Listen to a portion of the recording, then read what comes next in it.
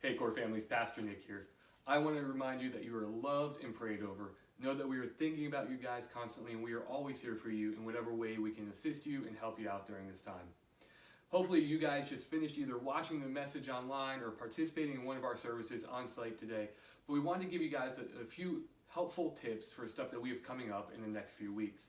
First of all, we are kicking off core home groups and we are really excited for this. They are starting this Wednesday and we are doing a staggered start time for high school and middle school. So that way if you have students in both programs, you can get them to their locations on time. So middle school is starting at 6:45 and they'll be ending at 8:15. And then high school is starting at 7 o'clock and they will be going until 8:30.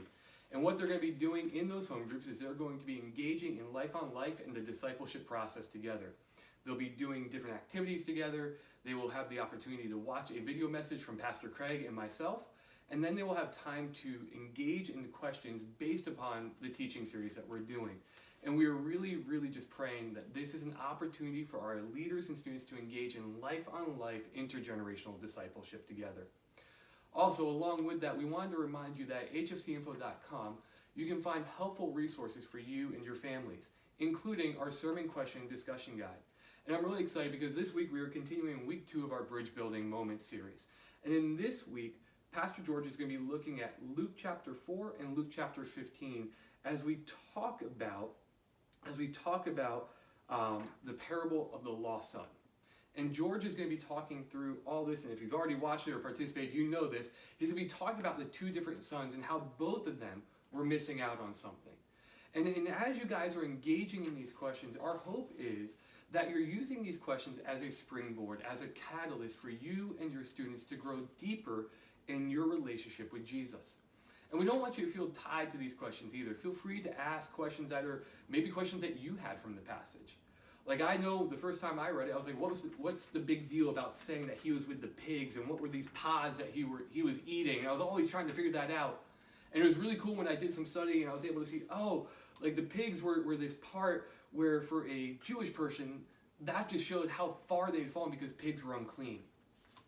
And then when you hear about the dad running later in the story to welcome his son back, just how uncommon that was and how special of a moment it was for that dad to just let down all of the social norms to run to his son and welcome him home. So as you think through this passage, share questions, thoughts, insights that you've gleaned from it. Use it as a way for you as a family to grow in your faith journey together.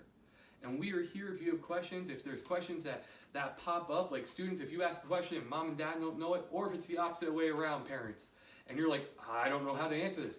Hey, reach out to us. We would love to be a place where you can come, a resource for you, and just be able to help you out in that as well.